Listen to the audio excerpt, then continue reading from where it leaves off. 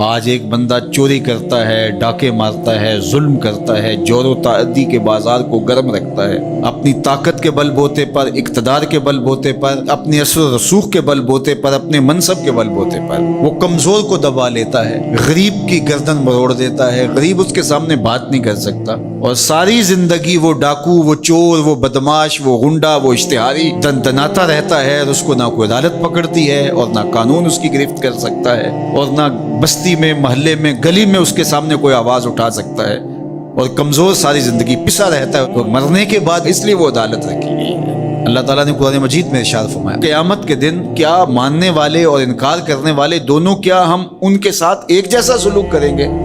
ما لکم کیف تحکمون، یہ تم کہاں سے فیصلہ لائے ہو، یہ بات تم نے کہاں سے گھڑ لی ہے؟ مرور زمانہ کے ساتھ جو مسلسل مشق ہوتی ہے تمہاری اس دنیا کے اندر، اس سے تم سمجھتے ہو کہ ایسا ہوگا، لیکن ایسا ہوگا نہیں۔ وہ ایک الگ نظام ہے، اور اس نظام میں آپ کو ایک ایک چیز اللہ کے حضور لے کے پیش ہونا ہوگا۔ تو کہا واتقوا یوما، اس دن سے ڈرو، لا تجزی نفس عن نفس شیئا، کوئی جان کسی جان کی جزا نہیں بنے گی، کوئی جان کسی جان کا بدلہ نہیں بنے گی کہ اس جگہ مجھے رکھ لو۔ کوئی بننا بھی نہیں چاہے گا، اگر کوئی بنانا بھی چاہے تو کوئی بننا ہی نہیں چاہے گا۔ یوم یفر المرء من اخیہ وامہ وابیہ، اس دن باپ بھی کہے گا کہ میں اس کا ذمہ دار نہیں ہوں، بیوی کہے گی میں اپنے شوہر کی ذمہ دار نہیں ہوں،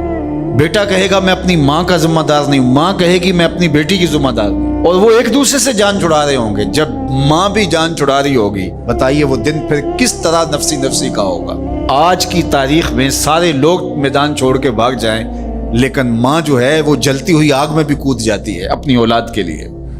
لیکن وہ دن اتنا سخت ہوگا کہ ماں بھی چھوڑ دے گی، ماں بھی کہے گی یہ اس سے پوچھو، میں اس کی ذمہ دار نہیں ہوں۔ اللہ اکبر۔ تو کہا وہ دن آنے والا ہے، آج تم نے دنیا کے اس رویے سے اور اس طرز زندگی سے اور جو تم زندگی گزارتے ہو اس سے تم نے یہ نتیجہ نکال لیا ہے کہ آخرت میں بھی ایسے ہی چلے گا، تو ایسے نہیں ہے۔ اور اگر آپ ناراض نہ ہوں، بعض اوقات خوش آمدی مریدین پیروں کو اس قدر کہتے ہیں کہ آپ تو بخشے ہوئے ہیں، آپ تو کامل ہیں، اور آپ تو پہنچے ہوئے ہیں، اور وہ سن سن کے بچپن سے جب آنکھ کھولتا ہے وہ شہزادہ آغوش مادر سے جب نکل کے وہ خانقاہ کے ماحول میں آتا ہے تو وہ یہی سنتا ہے کہ یہ کوئی الگ مخلوق ہے، تو آہستہ آہستہ اس کی طبع کے اندر بھی یہ راسخ ہو جاتا ہے کہ مجھے تو کوئی پرسش نہیں ہوگی، میں تو شریعت سے، قانون سے، اخلاقیات سے مبرہ ہوں۔ ہم نے دیکھا ہے کہ پیروں کے بیٹے بالکل نوخیز بچے بوڑھے سفید داڑھیوں والوں کی تذلیل کر رہے ہوتے ہیں اور ان کو غلاموں کی طرح سمجھ رہے ہوتے ہیں، ان کا خیال ہے کہ ہم ان کے اوپر جو ہے وہ کوئی حاکم بن کے آئیں۔ یہی سیاستدانوں کا حال ہے، یہی باقی طبقات کا حال ہے، تو وہ ماحول ایسا ان کو دیا جاتا ہے اور وہ پھر آہستہ آہستہ یہ سمجھتے ہیں کہ ہم تو بخشے ہوئے ہیں، اور ایسا ہوتا ہے کہ وہ بیچارے دعا سے بھی محروم ہو جاتے ہیں۔ میں نے دیکھا ہے کہ جب لوگ فوت ہوتے ہیں تو بالخصوص جو اس طرح کا ماحول ہوتا ہے وہاں، تو وہاں پیر صاحب کے لیے مغفرت کی دعا نہیں کی جاتی، ان کے وسیلے سے اپنے لیے دعا کی جاتی ہے۔ تو یار کیسی محرومی ہے کہ جو دعائیں مغفرت کی، غفران کی، باوجود کے پیغمبروں کے دامن پہ کوئی گناہ کا دبا اور داغ نہیں تھا،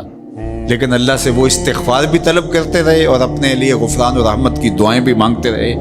اصحاب پیغمبر، اولاد رسول سب یہ کچھ کرتے رہے، لیکن آج جو ہے وہ مجھے اچھی طرح یاد ہے کہ ایک دفعہ ہم کہیں فاتحہ پڑھنے گئے، بہت پرانی بات بھی نہیں ہے، کوئی 10 سال پرانی بات ہوگی،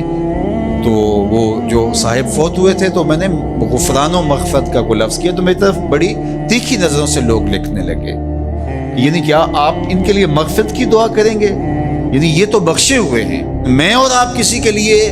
گمان کر سکتے ہیں، دعا دے سکتے ہیں، لیکن قطعاً کہنا ہمارے لیے مشکل ہے، تو پھر کیا کریں گے؟ ہم دعا مانگیں گے۔ نیک سے نیک پارسا شخص بھی ہو، ہمیں یہ بتایا گیا کہ اس کی خوبیوں کو بیان کرو، اس کی اچھائیوں کو بیان کرو، اس کے اچھے اعمال کا ذکر کرو اور اس کے بارے حسن ظن رکھو، لیکن اس کی مغفرت کے لیے دعا کرو۔